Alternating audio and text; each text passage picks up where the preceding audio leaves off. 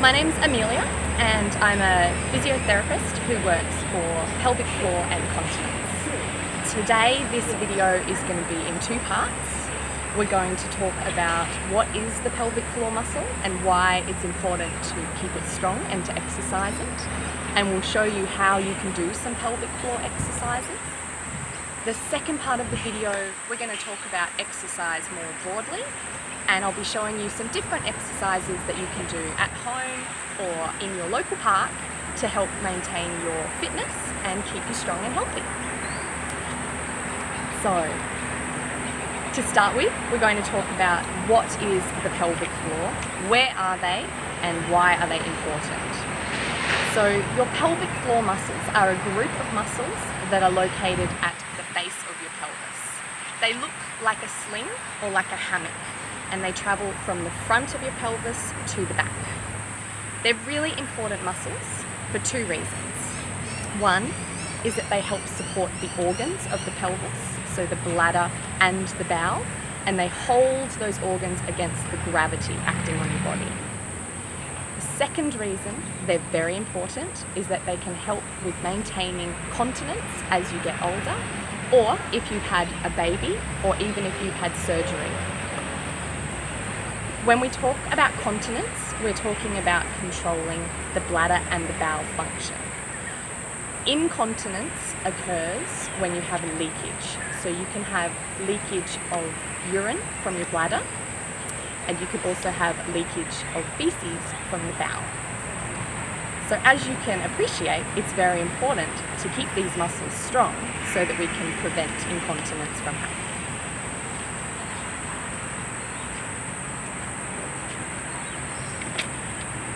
There are lots of things that can cause your pelvic floor to become weak. For example, if you are constipated and are always having to push very hard for poos, this can make the muscles weak. If you are overweight or if you have a chronic cough, this can also put additional pressure on the muscles and slowly make them weaker over time. If you have a job or if you go to the gym and do lots of heavy and repetitive lifting, this can also put extra strain on the pelvic floor. We know that women who are pregnant or who have had babies also can experience some weakening of their pelvic floor. It's approximately 1 in 3 women who have had a baby will wet themselves at some point in their life. So for this group, it's especially important to learn about where the pelvic floor is and how to activate it to prevent issues long term. Finally, if you've had any surgery in the bladder or bowel area, including things like a hysterectomy or a prostatectomy for prostate cancer, this can affect your pelvic floor function too.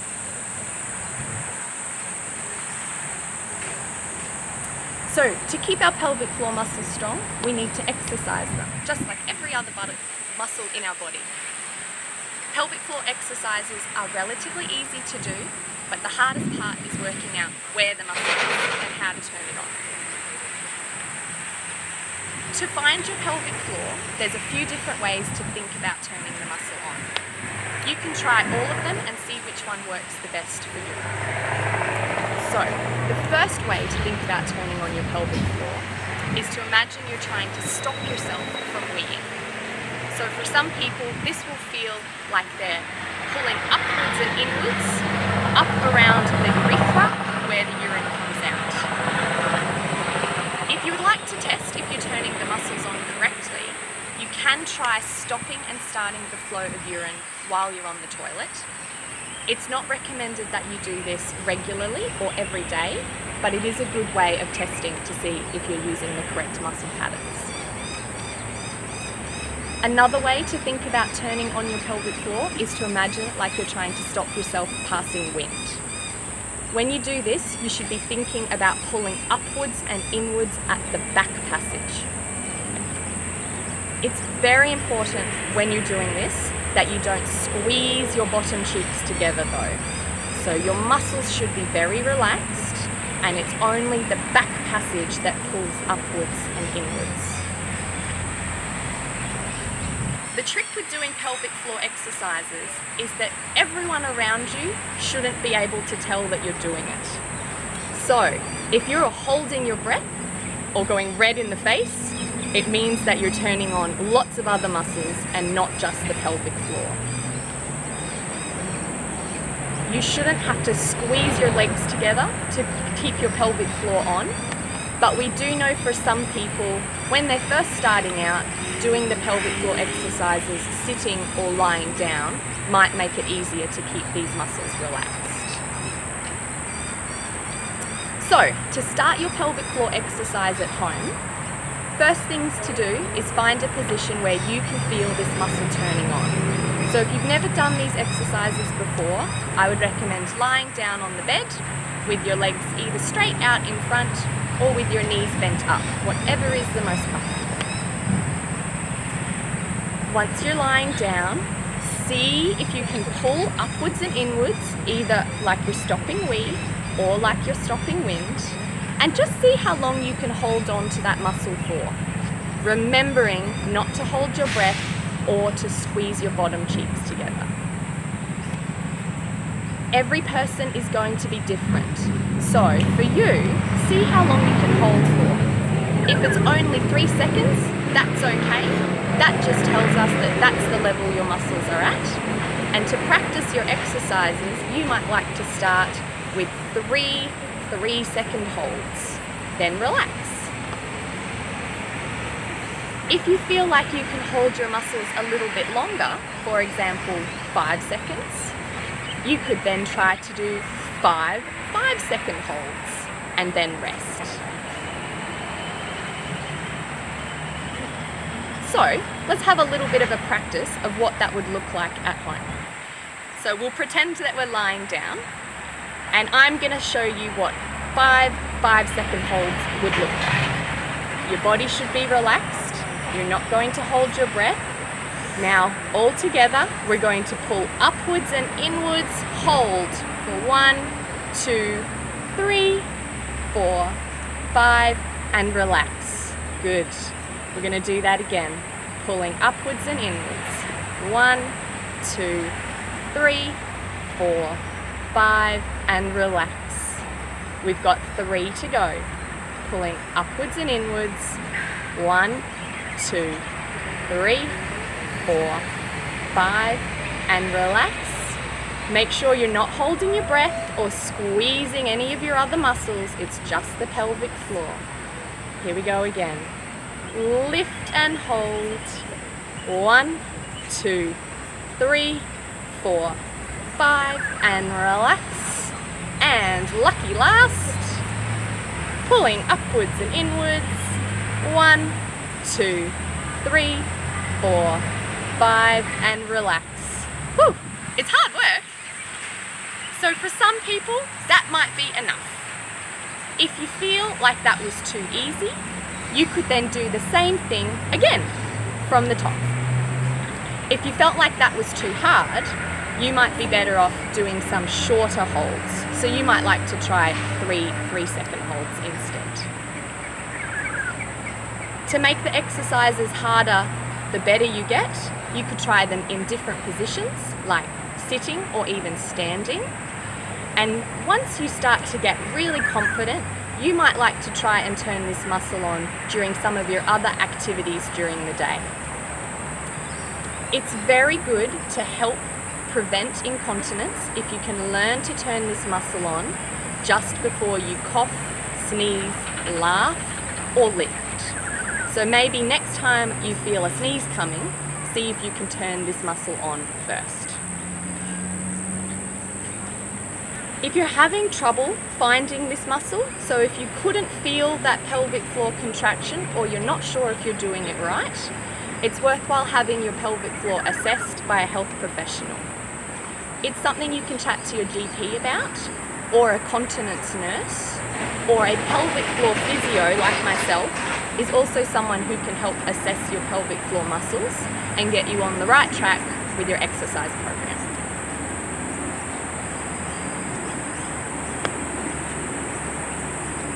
The next thing we're going to look at is how you can do some more general exercise around your house or in your local park.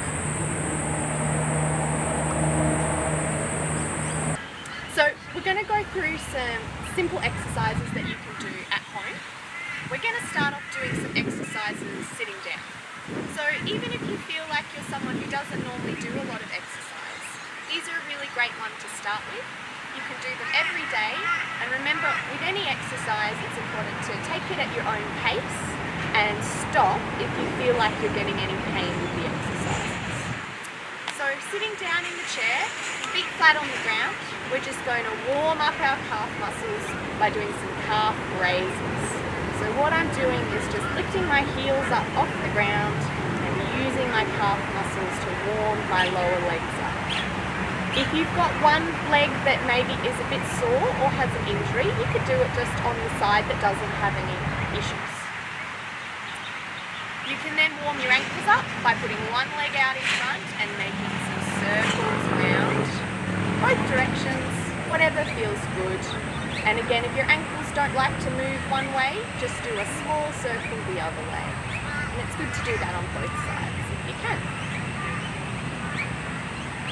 Now, to get our quad muscles working, we can do some leg holds. So what that looks like is putting your legs straight up in front, pull your toes up, and you should feel it goes really tight on the top of your leg. If you can, see if you can hold that for 3 seconds and then down. Do the same thing on the other side. 1, 2, 3, and down.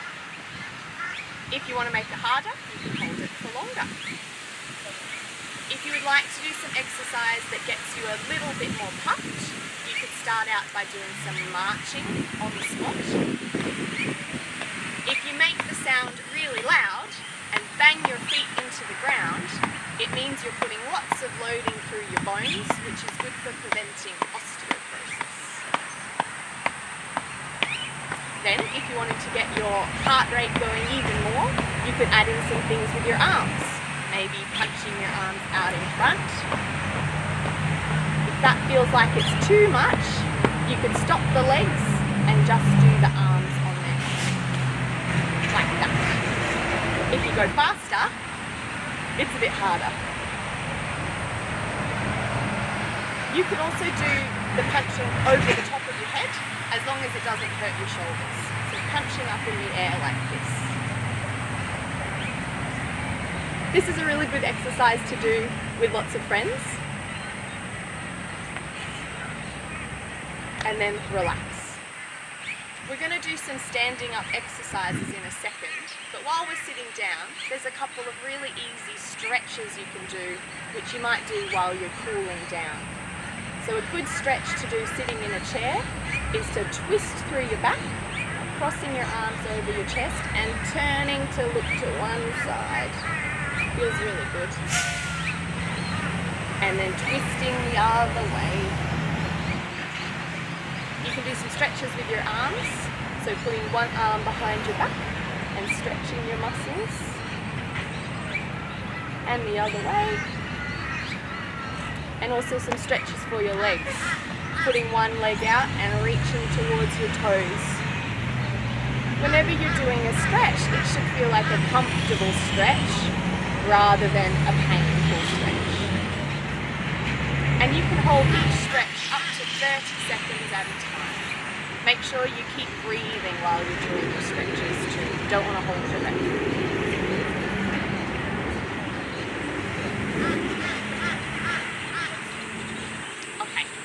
Next exercises we're going to do standing up. So to do these at home, you'll need something you can hold on to for balance, like the kitchen bench or the back of a very sturdy chair.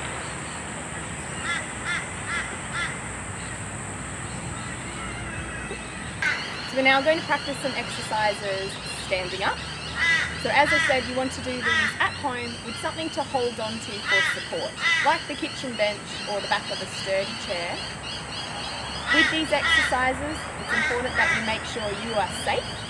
So if any of them make you feel challenged or off balance, maybe look at working up towards them over time as you get a little bit stronger.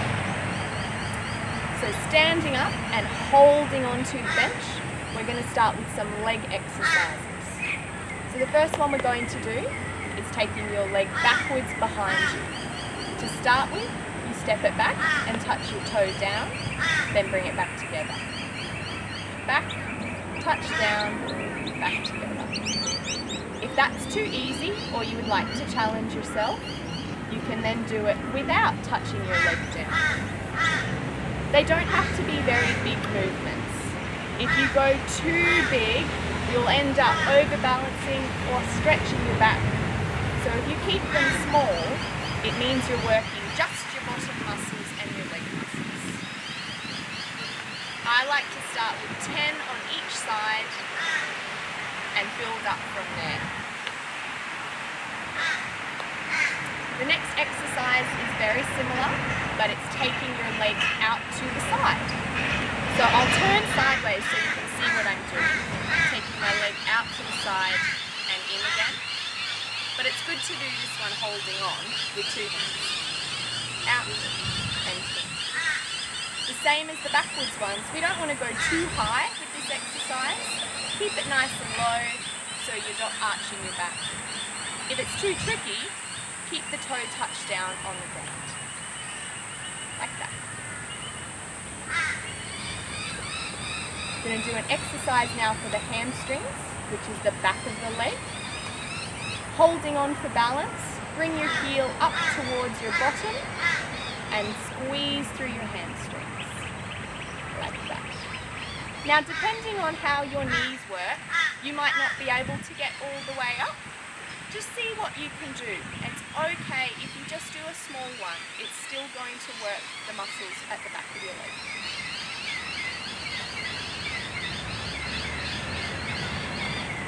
The next exercise is calf raises. You definitely want to have something for balance. And what we're doing is just like when we were sitting down, lifting the heels up off the ground and raising up on your toes. Then coming down slowly. Up and down. It doesn't matter how high you go, even a very small little lift is still very good for your muscles. And the last exercise is a mini squat. With a mini squat, you want to make sure your feet are hip width apart, that you're holding on for support, and you do a little knee bend to pretend like you're going to sit down in a chair. Then come up straight. It doesn't have to be very deep, you just go to the level you're comfortable. For some people, this can make their knees a little bit sore. If this one makes your knees hurt, try even a smaller version, or maybe leave this exercise out until you're feeling a little bit stronger.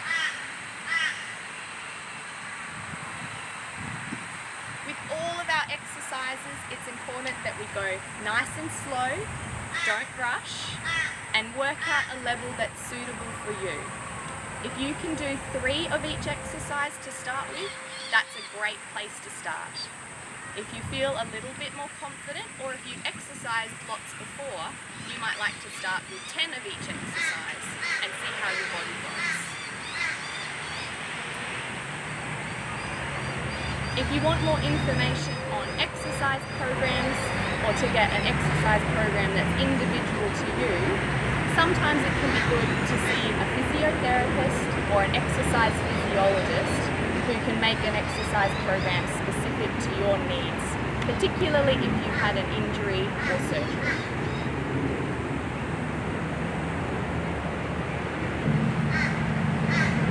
Thank you very much, and I hope that you enjoyed the information and the exercises that we've presented today.